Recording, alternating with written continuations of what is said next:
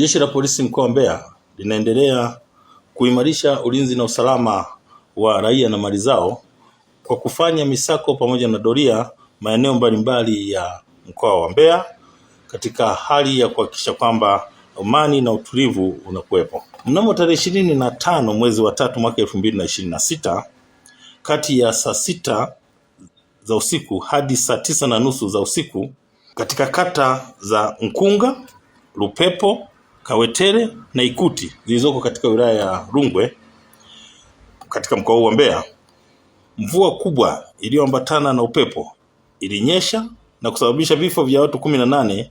Kati ya watu hao wazima walikuwa ni watu 4 na watoto walikuwa ni 14, wa kike wakiwa ni 8 na wa kiume wakiwa ni 6.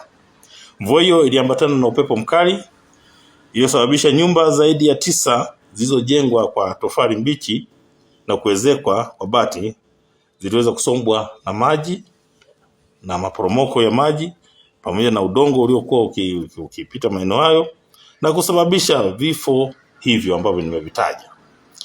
Kwa hiyo waliofariki katika maafa hayo ni Chapakazi Mwasota miaka 60, Loida Mwangimwa miaka 55, Gladness Chapakazi miaka 18, Neema Mwasiema miaka 31, Anet Morohani miaka 35, Obedi Shibuka miaka 20 na Itika Manyanya miaka 26. Watoto waliofariki katika maafa hayo ni Viviani Ahonga mwenye umri wa mwaka 1, Briani Mwachiombo mwenye umri wa miaka 3, Dairani Kasambara mwenye umri wa miaka 6 aliyekuwa mwanafunzi wa chekechea katika shule ya msingi ya Lupepo, Innocent Kasambara miaka 4, Vivian Andrea miaka 13 aliyekuwa mwanafunzi wa darasa la 7 katika shule ya msingi ya Lupepo, Princess Ibrahim miaka 5 aliyekuwa mwanafunzi wa chekechea katika shule ya msingi Lupepo, Nathanasi Christopher miaka 2, Jonathan Hamisi miezi 10, Irene Anganyisi miaka 16 aliyekuwa mwanafunzi wa kidato cha 3 katika shule ya sekondari ya Lupepo, Wema Hamisi miaka 5 aliyekuwa mwanafunzi wa chekechea katika shule ya msingi Kikuyu, na Kennedy Mahenge miaka 14, huyu alikuwa ni mwanafunzi wa kidato cha 2 katika sekondari ya Ikuti. Aidha, katika maafa hayo watu 5 wamejeruhiwa, kati yao watoto 3 wa kike na watu wazima 2, mmoja wa kiume na mmoja wa mwanamke. Kwa hiyo majeruhi walipelekwa katika hospitali ya wilaya hiyo inaitwa Makandana iliyoko katika mji wa Tukuyu, na wengine walipelekwa katika zahanati ya chuo cha magereza Kiwira. Hao wote wanaendelea kupata matibabu na wanaendelea kuimarika kulingana na matibabu wanayopata. Jeshi la Polisi mkoa wa Mbeya pamoja na jeshi la zimamoto na uokoaji wanaendelea na kazi ya uokoaji katika maeneo hayo. Aidha, timu ya madaktari wapo katika maeneo hayo kwa ajili ya kufanya uchunguzi wa kitabibu wa miili ya marehemu na pia kutoa huduma za awali kwa wahanga.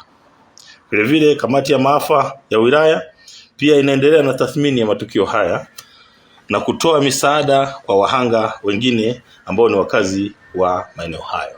Wakati huo jeshi la polisi mkoa wa Mbeya linamshikilia mtu mmoja anaitwa Gilbert Edwin Mwamburesi mwenye umri wa miaka 25. Huyu ni mkazi wa Ibililo wilayani Rungwe mkoa wa Mbeya. Huyu anashikiliwa kwa tuhuma za mauaji ya baba yake mzazi ambaye anaitwa Edwin Mwamburesi mwenye umri wa miaka 65, aliyekuwa mkazi wa kijiji cha Ibililo na alimpiga kwa sehemu mbalimbali za mwili wake. Tukio hili limetokea Machi 21 mwaka 2026 majira ya saa 3:20 za usiku huko katika kitongoji cha Nsanga, kijiji cha Ibililo, kata ya Nkunga iliyoko katika tarafa ya Ukukwe, wilaya ya Rungwe katika mkoa huu wa Mbeya.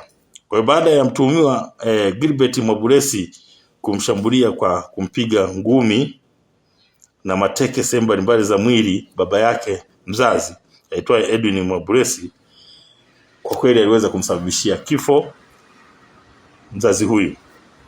Kwa uchunguzi wa awali uliofanyika umebaini kuwa chanzo cha tukio hilo ni mzozo uliokuwepo baina yao ambapo mtuhumiwa kwanza anaishi na wazazi wake. Hivyo baada ya kuwa ametoka kwenda matembezini na baadaye kurudi, alipofika aligonga mlango wa nyumba ya baba yake anakoishi, huku akipiga kelele, na kutokana na vitendo hivyo baba yake mzazi aliamka kwa ajili ya kwenda kumuonya kutokana na kitendo hicho anachokifanya. Katika hali hiyo ndipo alipomfuata katika hali ya kutaka kumuonya, basi huyu mtuhumiwa alianza kumshambulia kwa kumpiga mateke na ngumi hadi kufariki dunia. Vile vile uchunguzi umebaini kwamba mtuhumiwa huyu alikuwa pia ni mrahibu, kwa hiyo alikuwa anatumia pia madawa ya kulevya. Kwa hiyo inawezekana katika hali hiyo aliyokuwa nayo wakati huo alikuwa amekwisha tumia madawa ya kulevya, bangi.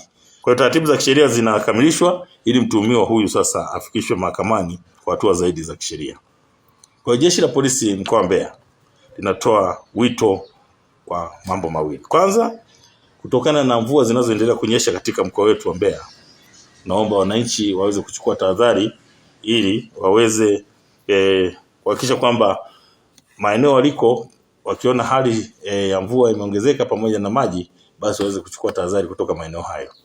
Lakini pia viongozi wa maeneo hayo, watendaji wa kata, viongozi wa vijiji, wahakikishe kwamba wanatoa taarifa mara moja pili maafa haya yanapotokea, ili hatua za haraka ziweze kuchukuliwa kwa ajili ya kuokoa wananchi.